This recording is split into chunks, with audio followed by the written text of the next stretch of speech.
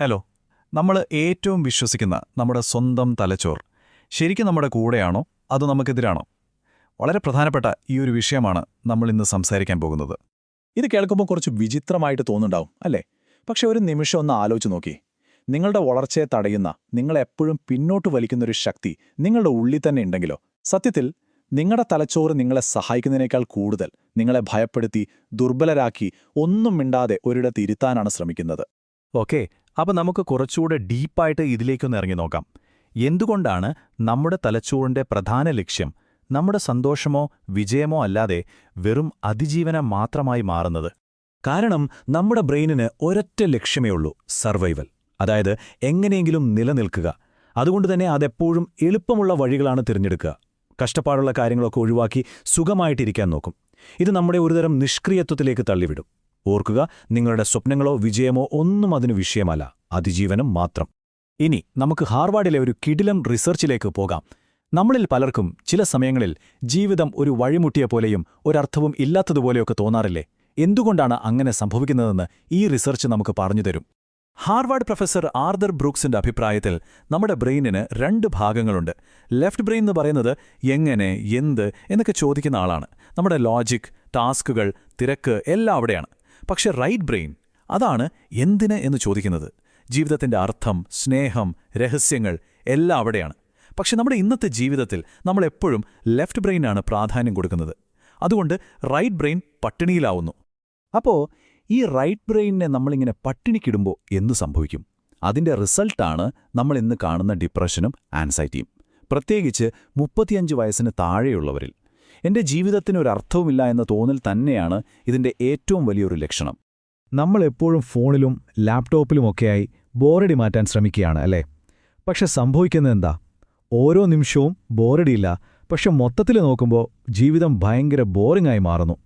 ഒരു ആഴമില്ലാത്ത അവസ്ഥ. സത്യം പറഞ്ഞാലേ നമ്മൾ മാട്രിക്സിലാണ് ജീവിക്കുന്നത്. എല്ലാം ഒരു തോന്നൽ മാത്രം. അപ്പോൾ ഏറ്റവും പ്രധാനപ്പെട്ട ചോദ്യം ഇതാണ്: എങ്ങനെ ഈ മെട്രിക്സിൽ നിന്ന് പുറത്തു കടക്കാം? എങ്ങനെ നമ്മുടെ റൈറ്റ് ബ്രെയിന് വീണ്ടും ജീവൻ കൊടുക്കാം? അതിനുള്ള ആദ്യത്തെ സ്റ്റെപ്പ് ഒരു ഡിജിറ്റൽ ഡീടോക്സ് ആണ്. ടെക്നോളജി മൊത്തമായിട്ട് ഉപേക്ഷിക്കാൻ നമുക്ക് പറ്റില്ല, പക്ഷേ അതിനെ ഒന്ന് കൺട്രോൾ ചെയ്യാൻ പറ്റും. നമ്മുടെ മനസ്സിനെ തിരിച്ചു പിടിക്കാൻ, ആ ഒരു അഡിക്ഷൻ ബ്രേക്ക് ചെയ്യുക എന്നതാണ് ആദ്യത്തെ പടി. വളരെ സിമ്പിളായിട്ടുള്ള 3 കാര്യങ്ങളാണ്. രാവിലെ എണീറ്റ ഉടനെയും രാത്രി കിടക്കുന്നതിനു മുൻപും 1 മണിക്കൂർ ഫോൺ തൊടാതിരിക്കുക. പിന്നെ ഭക്ഷണം കഴിക്കുമ്പോഴും ബെഡ്റൂമിലുമൊക്കെ ഫോൺ മാറ്റിവെക്കുക. ഇടയ്ക്ക് പറ്റുമെങ്കിൽ ഒരു ദിവസം മുഴുവൻ ഒരു ടെക് ഫാസ്റ്റ് എടുക്കുക. ഈ ബഹളത്തിൽ നിന്ന് ഒരു ബ്രേക്ക് കിട്ടുമ്പോഴാണ് നമ്മുടെ റൈറ്റ് ബ്രെയിൻ ഉണരുന്നത്, ജീവിതത്തിന് പുതിയ അർത്ഥങ്ങൾ കണ്ടെത്താൻ തുടങ്ങുന്നത്.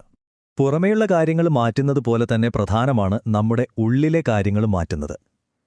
നമ്മുടെ ഉള്ളിലെ ആ മടിയോട്, ആ പ്രതിരോധത്തോട് ഒരു യുദ്ധം തന്നെ പ്രഖ്യാപിക്കണം. അപ്പോൾ എങ്ങനെയാണ് സ്വന്തം മനസ്സിനോട് തന്നെ യുദ്ധം ചെയ്യുക? അതിനാദ്യം വേണ്ടത് ഈ അസ്വസ്ഥതകളോടുള്ള നമ്മുടെ കാഴ്ചപ്പാട് തന്നെ മാറ്റുക എന്നതാണ്. നിങ്ങളുടെ തലച്ചോറ് പറയും, വയ്യ, എനിക്കിത് ചെയ്യാൻ തോന്നുന്നില്ല എന്ന്. അപ്പോൾ നിങ്ങൾ തിരിച്ചു പറയണം, കൊള്ളാം, എങ്കിൽ ഞാനിത് ചെയ്തിരിക്കും. വേദനയെ ഒരു തടസ്സമായിട്ടല്ല, ഒരു സിഗ്നലായിട്ട് കാണണം. വളരാനുള്ളൊരു സിഗ്നൽ. വേദന നിങ്ങളുടെ ശത്രുവല്ല, അത് നിങ്ങളുടെ ഇന്ധനമാണ്.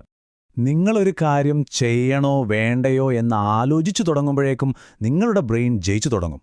അതിനവസരം കൊടുക്കരുത്. വെറും 3 സെക്കൻഡ് അതിനുള്ളിൽ നിങ്ങൾ ആക്ഷൻ എടുത്തിരിക്കണം. ആലോചിച്ച് നിൽക്കരുത്, പ്രവർത്തിക്കുക. ദിവസവും നിങ്ങളുടെ കംഫർട്ട് സോണിൽ നിന്ന് പുറത്തു കടക്കാൻ എന്തെങ്കിലും ഒന്ന് ചെയ്യുക. തണുത്ത വെള്ളത്തിൽ കുളിക്കുന്നതുപോലെയോ അല്ലെങ്കിൽ സൂര്യൻ ഉദിക്കുന്നതിന് മുന്നേ എണീക്കുന്നതുപോലെയോ എന്തെങ്കിലും.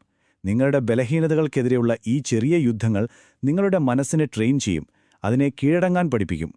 ഇനി നമ്മൾ ഇതിന്റെ ഏറ്റവും പ്രധാനപ്പെട്ട ഭാഗത്തേക്ക് വരികയാണ്. ഈ ചെയ്യുന്ന കാര്യങ്ങളൊക്കെ വെറും ടാസ്കുകളല്ല. ഇത് നിങ്ങളുടെ ഐഡന്റിറ്റി, അതായത് നിങ്ങൾ ആരാണെന്നതിനെ തന്നെ മാറ്റാനുള്ള വഴികളാണ്.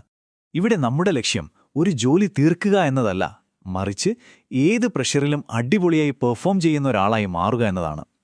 വേദനയെ പേടിക്കുന്ന ഒരാളിൽ നിന്ന് അതിനെ വളർച്ചയ്ക്കായി ഉപയോഗിക്കുന്ന ഒരാളായി നമ്മൾ മാറണം. അതാണ് യഥാർത്ഥ മാറ്റം. വില്യം ജെയിംസ് എന്നൊരു ചിന്തകൻ ഇതിനെപ്പറ്റി പറയുന്നുണ്ട്. നമ്മളിൽ 2 ഞാനുണ്ട്. ഒന്ന് എപ്പോഴും എന്റെ ജോലി, എന്റെ പണം, എന്റെ പ്രശ്നങ്ങളെന്ന് മാത്രം ചിന്തിക്കുന്ന മീ സെൽഫ്. ഇതാണ് നമ്മുടെ ദുരിതങ്ങൾക്ക് കാരണം. മറ്റേത് പുറത്തേക്ക് നോക്കുന്ന, മറ്റുള്ളവരെ സഹായിക്കുന്ന, ലോകത്തെ അത്ഭുതത്തോടെ കാണുന്ന ഐ സെൽഫ്. അവിടെയാണ് യഥാർത്ഥ അർത്ഥം ഒളിഞ്ഞിരിക്കുന്നത്. നിങ്ങൾ ഒരുപാട് കാലം നിങ്ങളുടെ തലച്ചോറിനെ അനുസരിച്ചു. ഇനി മതി. ഇതൊരു ഉപദേശമല്ല, ഇതൊരു തീരുമാനമാണ്, നിങ്ങൾ എടുക്കേണ്ട തീരുമാനം. ആ തെരഞ്ഞെടുപ്പ് ഇപ്പോൾ തന്നെ തുടങ്ങണം.